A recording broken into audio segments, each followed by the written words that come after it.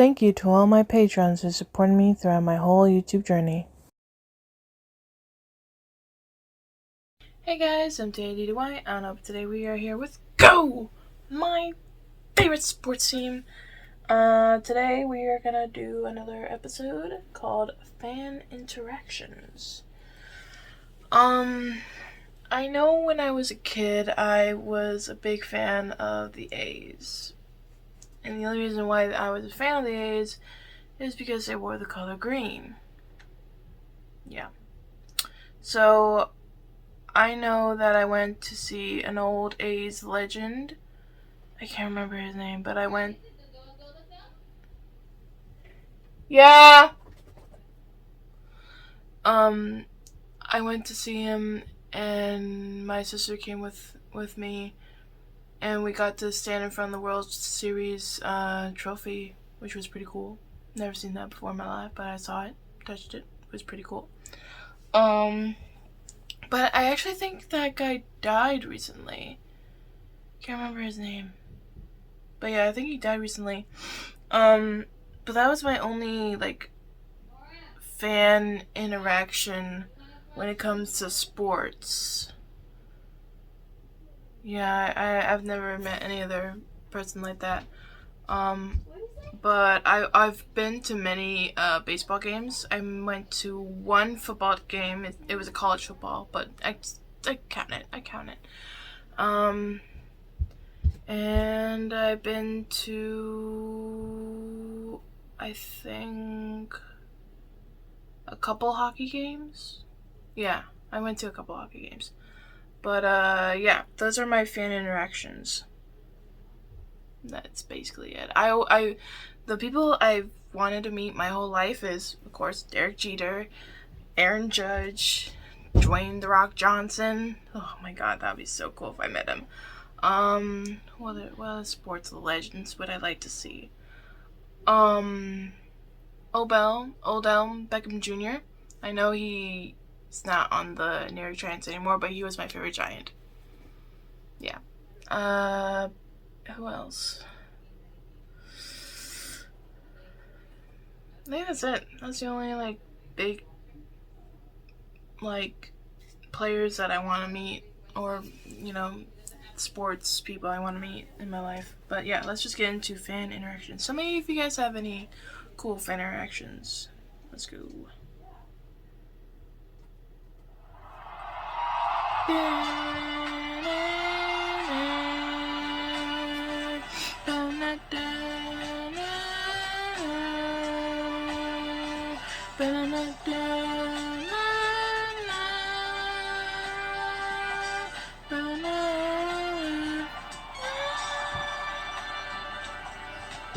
Hello, elegant listeners, and welcome to GO! My favorite sports team. The greatest sports podcast to ever exist, with the most illustrious hosts that you know very well, including the man who does not do or know sport much, Markiplier. Hello. Hi. That's me. I'm Hi. here too. Yeah, and I'm Tyler. I'm the one with the master's degree. Hi, Tyler. Ignored my death last time. I'm totally still fine. Did you die last time? In a ball of flames. What happened in the last episode? Why don't I remember that? It was the proof or death. What? Yeah. It was me testing my master's degree, I think. Oh, right. Oh, yeah. In a ball of fire. I remember now. Goodness gracious, I don't even remember anything that happened. I think that was the last episode. I can't keep track anymore. I thought it was a creative clash or something. Yeah, the Create Clash was the last one. Oh, that's right. I was already reincarnated It was already alive. It's fine. dead. We just ignored that fact. Yeah. Ignored it. All right then. Oh, so how are you, Mark? I'm tired. Yeah? That's it. You're like period. swaying back and forth. Is that keeping you awake? Something like that. I just feel like I need to keep moving, or else I'm going to slump over and just conk out. We just finished filming, so I'm just trying to stay awake as we get these done, and then I got to pack and all this sort of stuff. So hopefully this isn't horrible for Will to do if I'm not just like a Doppler effect for everyone listening, going from left to right. Trust me, it's everything's fine. Your audio does not need to be adjusted. It's almost hypnotic the way that the audio is slightly fluctuating. Mm-hmm. That's what I aim for. We're here to hypnotize people into forgetting all those other sports podcasts and only listen to this one because we have the best sport information that you'll ever need. And you can even get a foam finger now to support the best sports podcast that ever existed in the history of history. Really? Yeah, there's a foam finger. Let me see. I'm going to see this. Where is it? It's up there when this episode comes out. You kept saying that for like 3 weeks now, and I don't see one here. Okay. You want me to get into the logic of it? Yeah, I want to get the logic of it. The host of our website for the Go merch has been having some issues. And so we're in the process of trying to get those issues fixed. And so as we're trying to get those issues fixed, we might be switching to a different hosting platform that will operate the store instead, because this issue has been persisting for well over a week now. Well, I don't know anything about that. All I know is that Tyler lied to me, and therefore you all listening to this and viewing this should be upset as much as I am. I don't know if I'm checking the store right now. Double down. There's no apologizing you could possibly do that can forgive you for your transgressions. We'll light him on fire again. No! All right, well, okay. Anyway, it's too early for the accuses. I'm getting Too early. All right. Well, today we're going to be talking about fan interactions. Because fans affect things. And they need to be appreciated properly. Yes, just like the fans of this podcast. It's Jacques time. Put a spotlight on him. For those watching video, you can see that Tyler's in the hot seat now because how could you, Tyler? How could you? Oh, I could. How could you? Uberlolks99 wants to know, how dare you disgrace Marty Brenneman for what his son did? Yes, it was Tom Brenneman, the last name in the same exact career. It sometimes gets confusing, but it was Tom Brenneman, his son. You. I'm sorry, Marty. You are still forever cherished and loved by all fans across the world, and especially in Cincinnati, for the amazing broadcasting that you did. It's your son that gets the finger pointed at him. I'm sorry, Marty. It's a strange one, though. I demand an apology for Marty. I know you pride yourself and think of yourself as a man of faith, as there's a drive into deep left field by Castellanos, and that'll be a home run, and so that'll make it a 4-0 ball game. I don't know if you'll be on this podcast again. I don't know where that last sentence was going. So they're referencing the part where Tom slipped up because he slipped up, and then he basically just went into the announcement of, and there's a deep drive into left field by Castellanos. Oh, right. That's how his apology was, like, I'm a man of faith. Yeah. And it's like... And then he got interrupted because he had to broadcast the Castellanos thing. Yeah. Yeah. So and he said, like, I don't know if I'll be on this broadcast again. Yeah. I get it now. I understand. I get it now. He said, I don't know if I'll be on the broadcast again.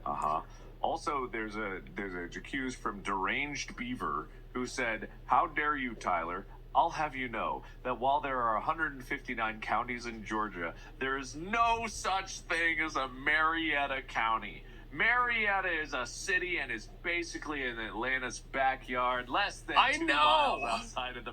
You know? How do you know this? Well, I know that it's a city because I have family that live in that area. And so I know Marietta is a city, and because sometimes cities share names with counties. Then you should have known better, you fool. I'm sorry, Los Angeles has a Los Angeles County. I go, how am I supposed to know all of Georgia counties that are 119 or whatever they said? Well, buckle up, Buster, because there are a lot of Jacuzzes this week. Reading Skies 20 says, a round ball. Tyler, how dare you? Mark so kindly, so humbly admits that he doesn't know the differences between Aussie football, Aussie rules footy, and American football, and yet you disrespect him, the country of Australia, and the institution of GMFSD by feeding him, and thus your entire audience, false information. You could not. In all fairness, I'm pretty sure it's not done. It's not done. You could not even give us the dignity of doing an Aussie rules primer I think Aussie rules primer, but they can forgive me because they're so attentioned on, you didn't teach me how to pronounce that properly. How would I even know? Despite already having done a fantasy football, NFL, and soccer primer, not only do you compare the footy goal to a touchdown, your description of a footy as a round ball is disgusting. Admit your mistakes. Do an Aussie rules footy primer and undo the damage you have done. It's on the list. But also, I will admit that I said round ball. It is rounded. It's basically very similar to a rugby ball in its egg-shaped. It's not pointy on the ends. It has no points, so it is rounded. And I'm pretty sure I said I think it's round. I never said it was. Interesting. Very interesting. Well, it doesn't end there for you and your crimes, because sad employee 3978 is taking Mr. Underscore 12 to the stand. Elegant listeners and viewers of the jury, the, quote, master of balls and holes has neglected to mention an incredible historic accomplishment. Tyler, who we all know is a huge Tampa Bay Lightning fan, neglected to acknowledge the Boston Bruins breaking both the NHL points and wins record. And I can't help but think this was due to jealousy, as his favorite hockey team shared the wins record. This ghost is on full haunt mode until Mr. Underscore 12 acknowledges this feat. Good job. That's an accomplishment, but also I haven't been paying attention to hockey. I've had a million other things on my plate. Wow. All right. So I've been like, master's degree. Listen, master's degree doesn't mean I just sit here and absorb all of the news of sport through osmosis that's just in the air. I'm not a plant that lives under the ice of every single hockey arena in the history of mankind. Sure. Whatever you say. This last one is indefensible. If you think you can escape the punishment and torment of those last accuses, just wait for this last one. Shield of Earth says, seriously, guys, not knowing how a bike works, I can understand Tyler's position because he masters sports, but Mark Fishback, how can you not understand how a bike works when you have an electric unicycle, which does similar effects to keep itself balanced? And when A and B, you were an engineering student, right? You took physics and mathematics classes, right? Your class might have referenced how a bike works by keeping itself upright, but you didn't listen, did you? A bike works by keeping itself upright, by literally positioning it underneath you. When you get on a bike, you don't move forward or backwards. You automatically steer the front wheel to the center of gravity of the bike so you don't fall, right? Same when the bike is moving forwards without a rider. The bike automatically steers whichever side they are falling to keep the wheel underneath it. What do you have to say for yourself, Tyler? I mean, technically the gyroscope does assist in some degree, but also they are correct in their assessment about how a bicycle wheel turns to, balance you and make you go in the direction of the center of gravity. But that sounded like it was towards you. I can't believe you've disgraced the honor and dignity of this podcast by not knowing how a bicycle works. That was you. You. They were accusing you. You can't. I didn't graduate. I like how that's your default if anybody challenges your engineering stuff. It's like, I didn't get my degree, you can't question me. That was me on set. Every time I would use an excuse and be like, I don't know how to do that. I didn't go to film school. And people were getting very upset with me on set because I was like, some of us didn't go to film school either. So I used it. And then you're like, well, why are you here? So I kept saying I didn't go to Snorri Cam school, and I didn't go to Champagne school, and I didn't go to any school. But this is actually interesting because they linked this video by Veritasium, and it is fascinating. It's talking about how there's new research that's like, yeah, bikes don't really work how people think they do. The gyroscopic effect is in nowhere near effective enough as just the design of the bike and its automatic steering capabilities, and there's apparently new research coming out all the time about just how bicycles work because they're very well designed, and we may not actually know. Which, fool on you, I went to college in 2009, way before this video came out, and I didn't graduate, so how would I know? But it also doesn't change the point of, I don't think these rules apply necessarily to the snow variant still. I think the fact that there are wheels spinning still has an impact versus just a sled with two broken sticks on it. The point in case the ski bikers were still falling.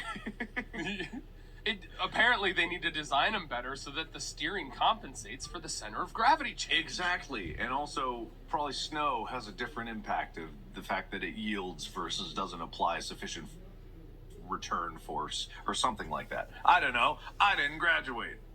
Take that, Tyler. I didn't get a film degree. I didn't go to film school.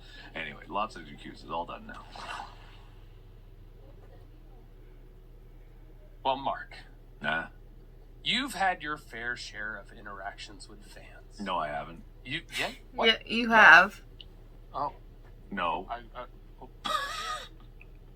I have many concerns now. Was it another person that I was with that had these interactions? Do you have a clone that I don't know about? You can't prove that was me. You have no ability to prove that. I think I have a video on my phone. So. No. Well, you interact with them. You were just interacting with them. You got possessed by the Jacuz ghost. That's an interaction. I don't even know what you're talking about. I don't know what a fan is. I could make a Wade joke there, but I'm not going to. All right, fair enough.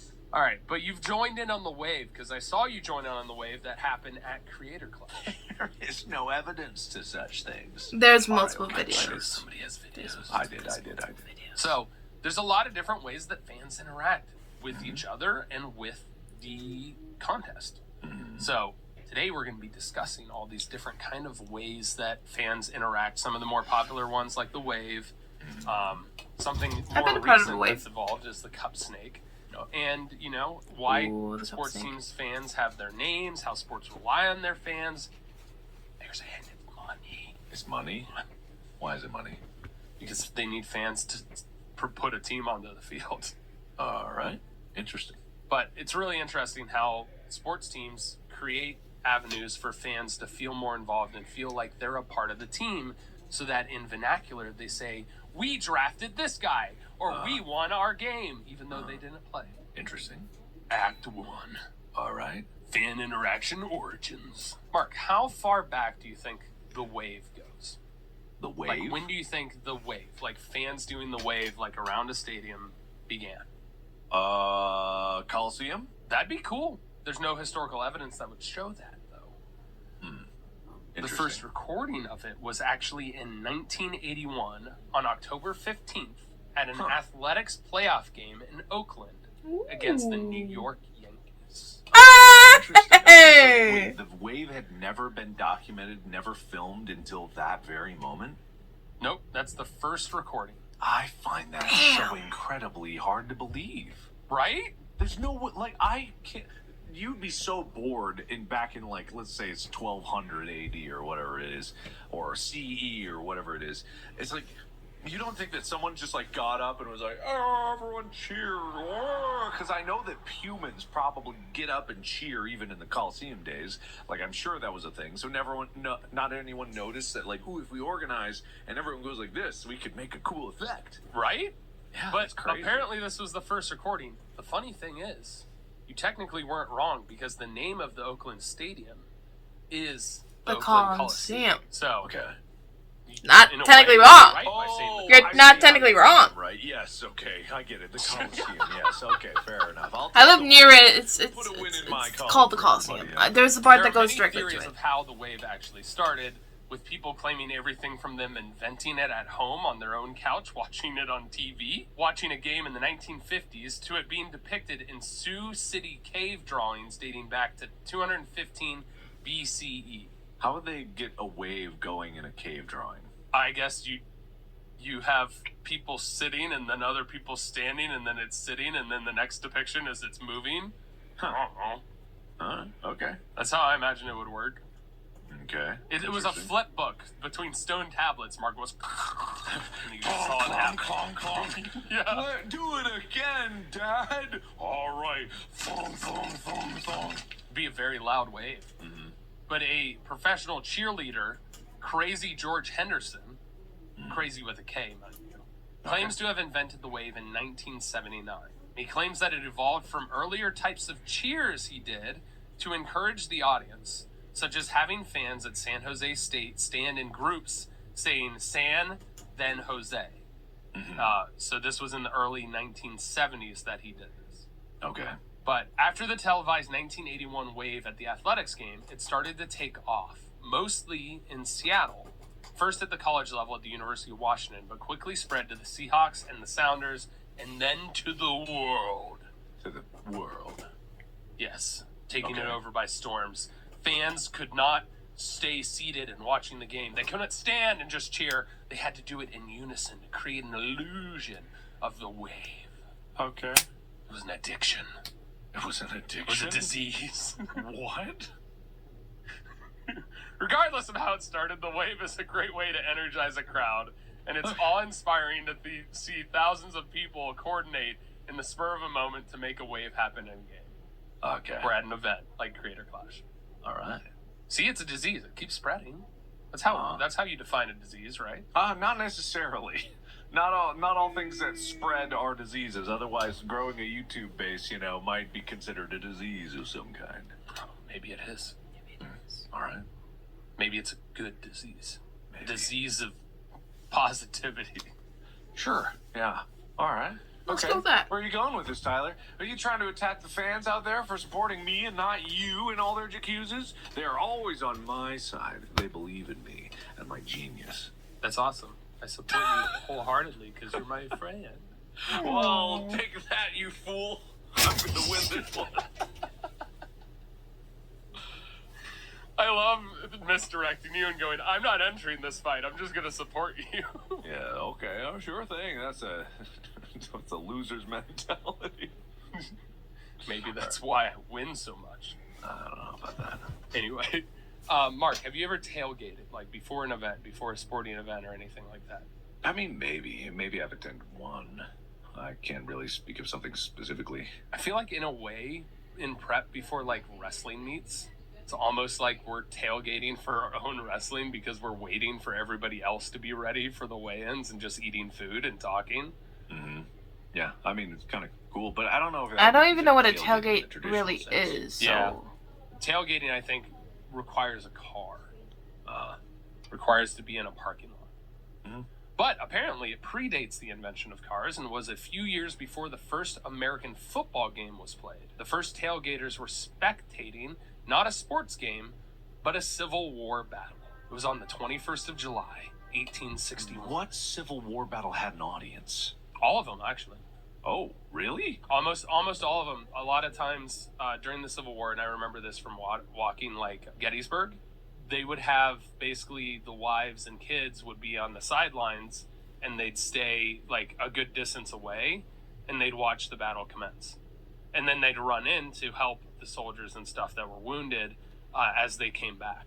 Good God, I feel like that would be like a very, very dangerous position to put yourself in. To be in the audience for a war. I mean, back then it was like you line up and just take aim. I don't know. I'm pretty sure they were far enough back and like on top of hills that like the old style artillery and stuff didn't really reach them. Hey, I don't know about that, but all right. Okay. Anyway, continue. So on the 21st of July, 1861, spectators packed picnic lunches, traveled by buggy and carriage to the Viridian countryside to watch the artillery and fighting in what would later be known as the First Battle of Bull Run. Oh, wow. These first tailgaters used opera glasses to try and view the battle and complained about trees and smoke blocking their view. Ah, good. Who are they going to complain to? Right? You, General, cut down trees before we get here next time. Yeah. How they thought it was a good idea to spectate a battle like it was a rugby match would be anyone's guess, but yeah, American football might be brutal, but this definitely takes the cake in that it was a war and they were complaining about not being able to see a war. But that was deemed tailgating because they celebrated and ate food and then watched stuff commence. Okay, cool. So the first American football tailgates happened in the early 1900s, just as automobiles started to become more and more popular. The New York Times reported on a Harvard-Yale game in 1906 stating that the open field about the grounds were simply black with machines parked together in such a hopeless mass as to make it seem impossible for one ever to find his own once more. Okay, well, I don't know what he really that meant, but it sounded ominous. Apparently, it was just there were a bunch of cars and it was impossible for them to find their car after the fact. Oh, okay. I thought we were still talking about the Civil War, and I was like, what machines are out there on the field of battle that are just like left to rust in the middle of everything? No. This was a Harvard-Yale football match in 1906. Okay. The Times also said those arriving by train gazed with envious eyes as they neared the field at small parties of automobilists eating tempting viands that had been brought in hampers, spread on a picnic fashion on a tablecloth laid upon the ground. This is a really dramatic way to describe a picnic. I mean, I don't think anyone's ever looked at picnics and be like, wow, what an incredible sight. I'm so jealous. Actually, no, that's a lie. Every time I see someone taking a picnic, I'm just like, oh, man, why is my life so boring? Why can't I go get a picnic? I mean, I think they were jealous because they just got off the train. They're like, I'm so hungry. I want some food. I'll have to buy it in the concessions that are so more expensive. And then they're like, oh, those people have cheap food that's even more delicious, and they're here. Yeah. And do they not even, I don't even really understand tailgating. Do they go into the game afterwards, or they just listen to the game or watch it outside of it? So I've been in both circumstances. The majority of people that tailgate basically party and hang out and enjoy themselves and then go into the game. It's usually people that have ticket holders. My uncle tailgates for almost every Bengals game. Historically, that's what they did.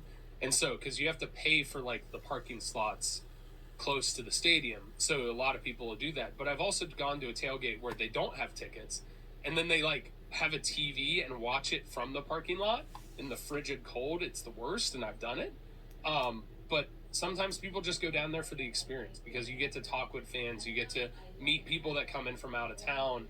You can try like different foods. It's how cultures come together, and it's how fans can like, you know, interact with each other and have a fun time before the game actually happens. Yeah, so, we talked about it in a previous episode with food in sports, and so that was a part of like the cultural sharing was that tailgating experience. Yeah, and so it's really fun because then you get like kids from who are fans of both teams like playing football, playing jackpot, different stuff like that, and throwing the football around. They're doing cornhole. They're playing like your normal like backyard games that you could play. And then you have people peeing behind dumpsters because the latrines are occupied and stuff like that. So Fair enough, it's all part of the game, but how does this get into the other team's head?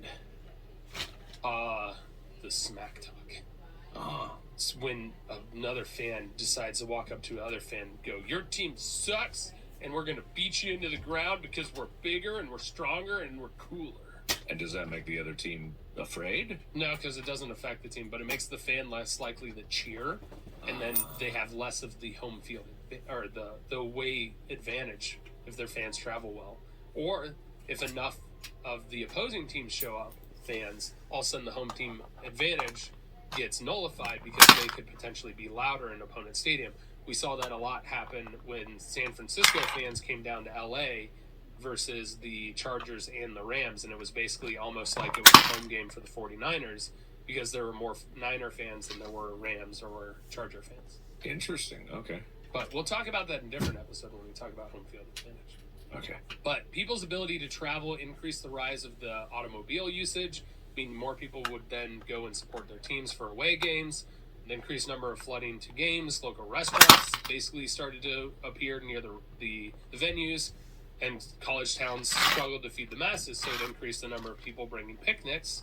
They ate by their cars, and in the 1950s, plastic coolers, portable grills became widely available as tailgating turned from the picnics of the past to resemble the tailgates of today. It actually advanced technology because more people were doing this, so then they're like, oh, we need to give them stuff so that they can bring, you know, chilled items and different things to the games. That's fascinating. I just had a thought about this was because did you see any posts that were like when Ethan won his fight, there were some people that were just like, wow, is this what it's like to cheer for your favorite sports team?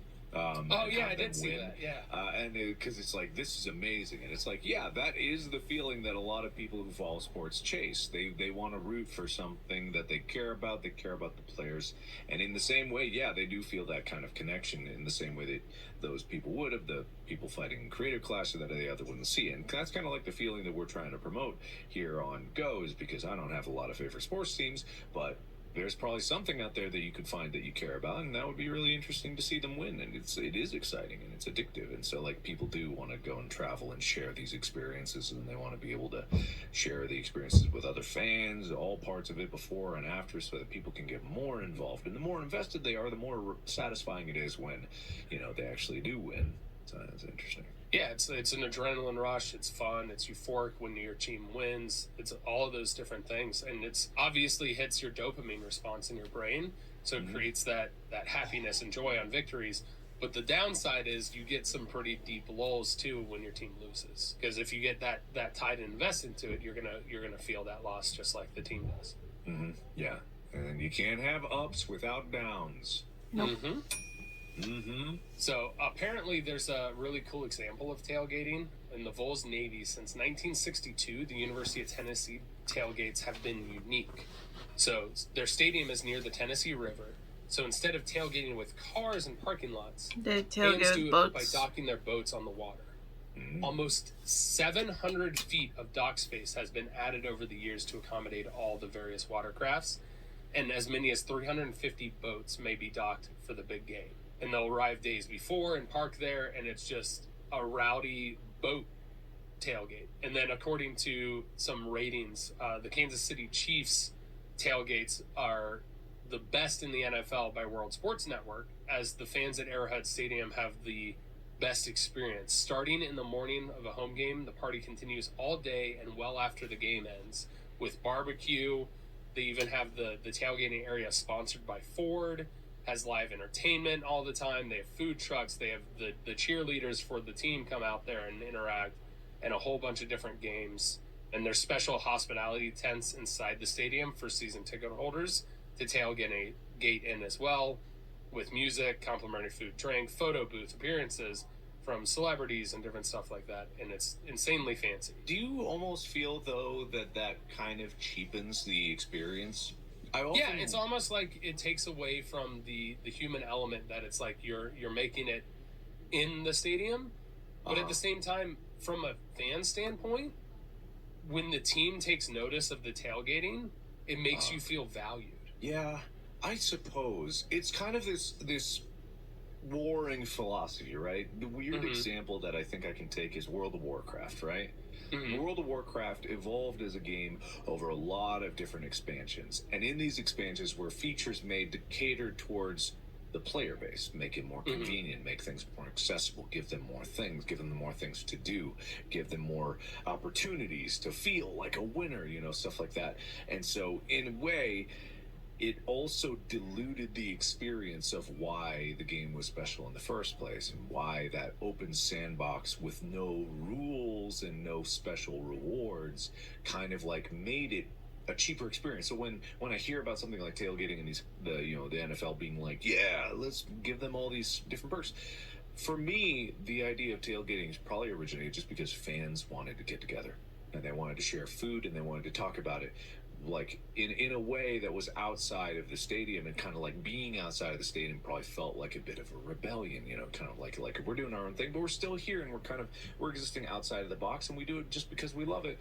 And then when suddenly you introduce all these different perks and stuff, I could see it leading towards a thing where it loses that special spark that made them want to come there in the first place, as opposed to all the we get to meet in photo booth. More opportunities like that mean more opportunities to be disappointed almost. And so it's a strange battle, and I wonder what would actually be better, or if it is better for things like that, because at the end of the day, it's people coming together because they want to get together, not because they think that there's special cool perks for it, Yeah, I mean, in that particular degree, that's for people's opportunity to purchase into that, to do the in-stadium stuff. I think the outside the stadium stuff still exists, in the fact that they get live music and do extra stuff to like make and promote more people to come is cool. I think to a degree, in a way, there's an argument to be lesser, because then you don't have your own choice of music. because that's something that at the Bengals tailgates that I've been to, you have people that bring their speakers and they're blaring what music they like. And so if there's a concert going on, it's harder for you to then be able to enjoy what you wanted to enjoy. Instead, you're hearing whatever's there. So like if they're like playing country music and you're not a country music person, it's like, oh, I don't want to hear that. So to a degree, I can see what you're saying. I think it's one of those things where the big part that I think about that I think is really nice is if people come out and acknowledge that, the fans are there early and supporting. It's almost like they're getting to know the fans. So like if M.A.D.D.Y, who's the mascot for the Bengals, if he just suddenly comes out and is running around the tailgate and everything, that's cool. Kids love that. People get a hype out of it. They'll take pictures with them and see them do stuff, and that's kind of cool. But I see what you mean by like the in-stadium stuff kind of taking away from it so that it's not as like special. Now it's like a pay to get in sort of thing and you get exclusive perks from it. I could see that in a way taking away from it. I don't think it does because I think it's probably such an exclusive crowd because apparently it's like $15,000 or $30,000 to get into that for the year. So I think it's only a select number of people who take advantage of that, and those are the people that are like, I don't want to cook the food or be out there anyway with the plebeians. They're like, oh, I have the money. I can go in and be cool with the actual stadium. Which is like so silly of a mentality, but yeah, sure. Yeah, there are people that are like that. We've met them, Mark. We've met them, yes. I've met many of them. And then there's the cup snake, which is a recent thing. Cup snake? Going to pretty much any sports stadium means there will be beer. And beer drinkers, they like to get rowdy. So, what happens is there's a break, and hyped up, slightly buzzed fans get bored. So, they start stacking their beer cups, also called the beer snake. It's a long chain of stacked empty cups. For example, in a 2020 DC Defenders game, fans created a 1,237 cup long snake that spanned nearly 20 rows of seats. In 2021, a 2,400 cup long snake was created at a Cubs game assembled by fans, which, by the way, is over $30,000 worth of beer. Great. While the cup snake may have gone viral in recent years, fans have been creating cup snakes since at least the late 1960s.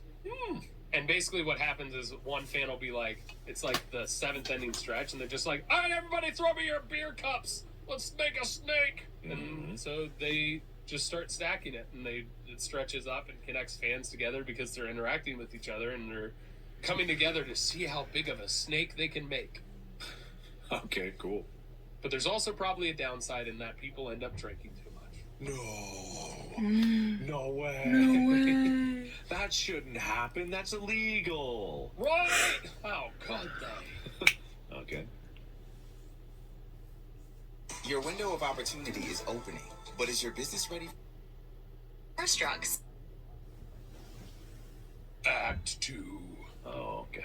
Fan zones. Names. Nicknames. Why do they call themselves what they do?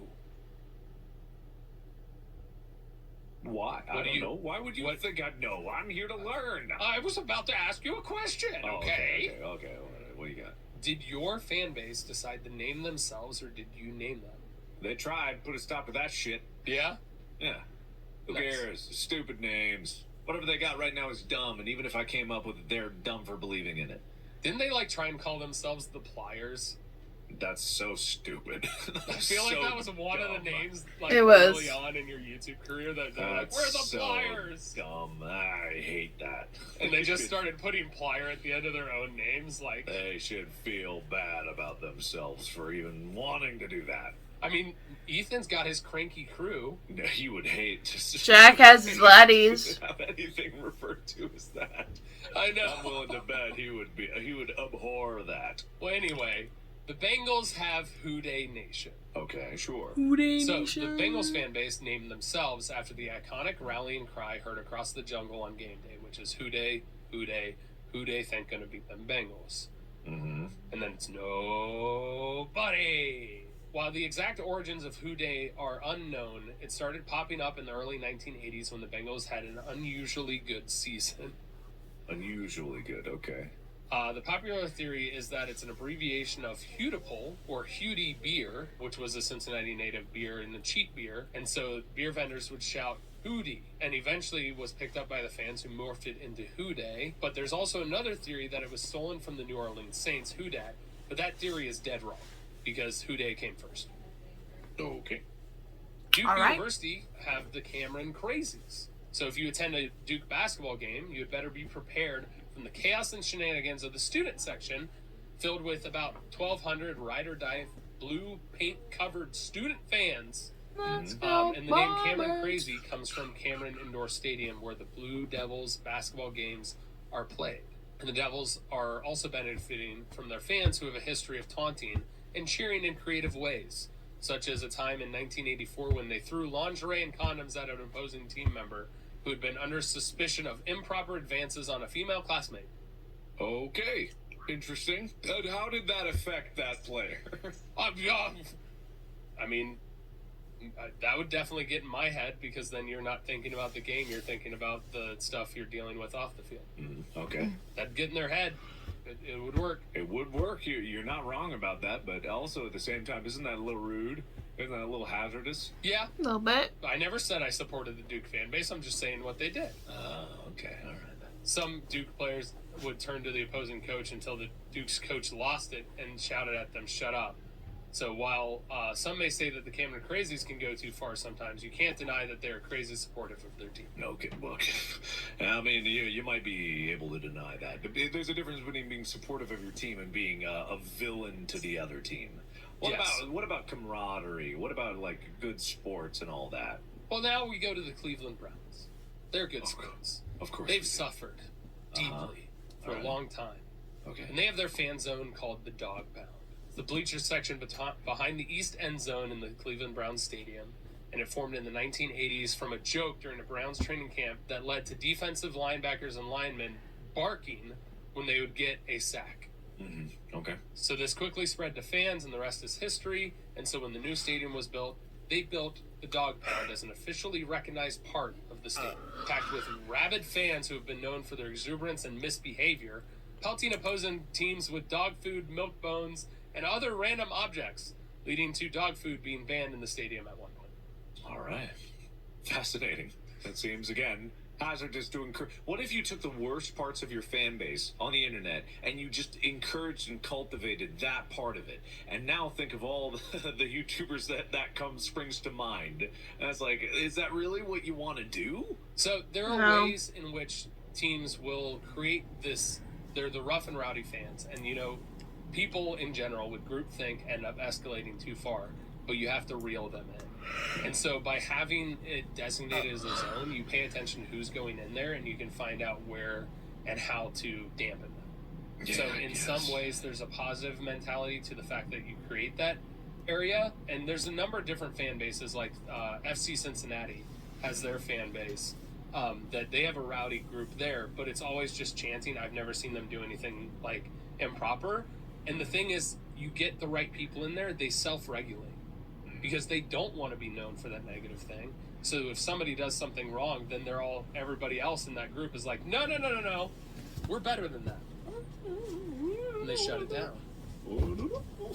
That happens. Yeah, I know it happens. Yeah. These are just in particular parts where fans take it too far. And the next one that takes it too far are the Raiders. And I'm just going to skip over them because I don't want Raiders fans coming after me. Oh, they're that bad, huh? You afraid? They're kind of bad. I'm not afraid. I've seen Raider games. They're kind of bad. Stupid Raiders fans, come at me. I don't know anything. Is that a football team? It's a football team. It's a very aggressive football team, Mark. How popular the Raiders are. Am I gonna die? Yes. They're fine. Their fan spot is only called the Black Hole. Well, so long as I don't fall into the event horizon of your stupid butthole, I'm not gonna be hurt at all. Come at me. He's gonna die. Am I gonna die? You're gonna die. Am I a dead man? You're a dead man. I don't know. Don't go to Vegas anytime soon. Yeah. Don't go to Oakland. Or Oakland. Alright, okay. So Or it started New York, as a few where my uncle friends, lives. But it's grown into a horde of dedicated Raiders fans. Okay. Clad in black, many with intimidating costumes, which is like, think Viking Raiders, and then think also super punk metal so that they have spikes everywhere. Everywhere. All right, and weaponry. Wait, that's an important detail. What? So, the Black Hole fans show up to support the Raiders, many clad in such paraphernalia. And not daunted even by the team moving from Oakland to Las Vegas, the Black Hole has turned into more than just a fan zone in a stadium, growing into an international organization of Raiders fans with 35 chapters in the U.S. and across the globe.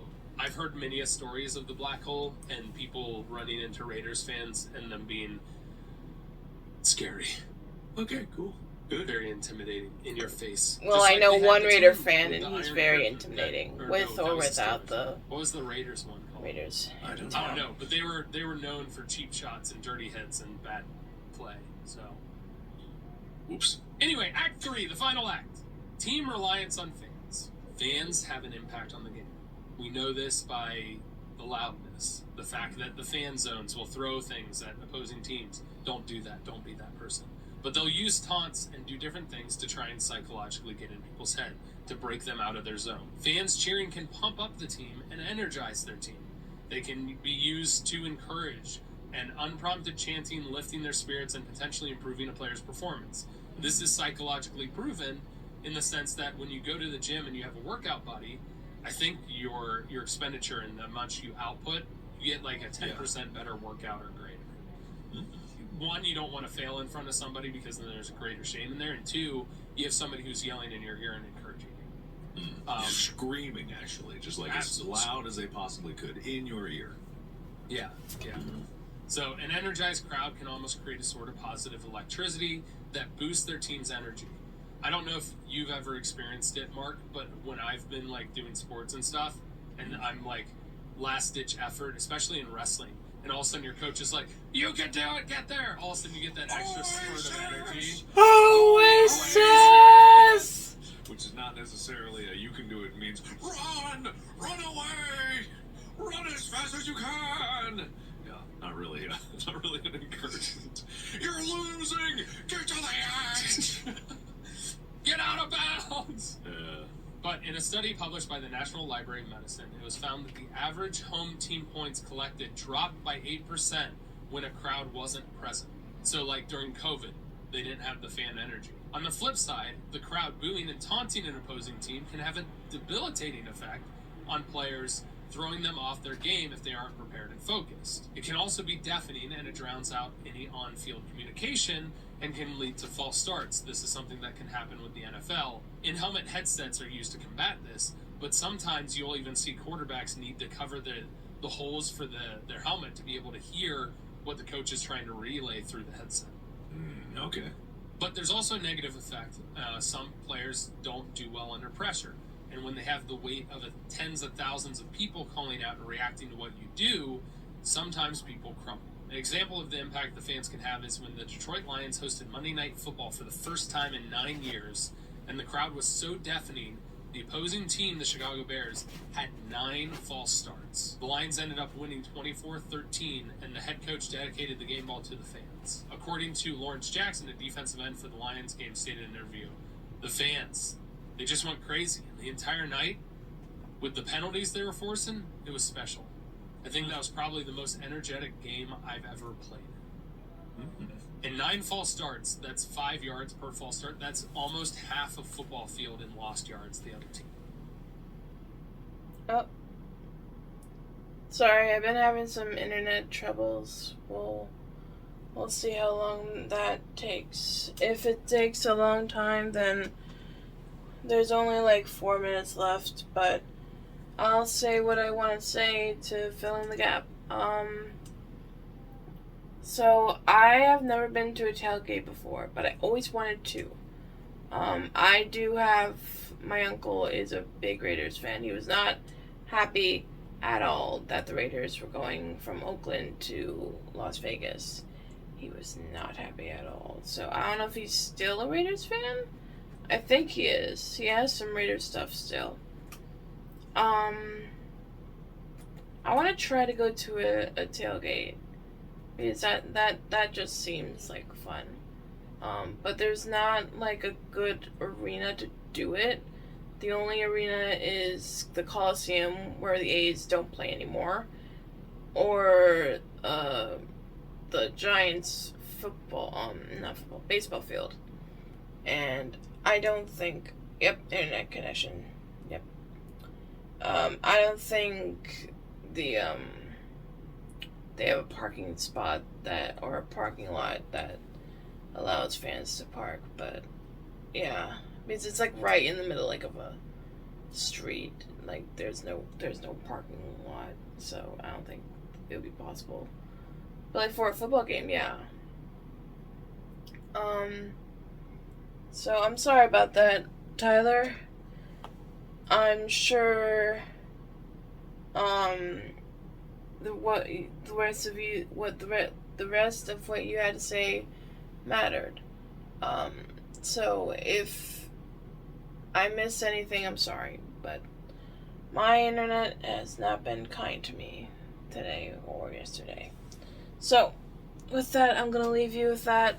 If there was anything else, I'm sorry, but that's how the cookie crumbles. I will try to listen to the rest on my own when I do have internet. But I'll see you guys later. This has been M.A.D.D.Y.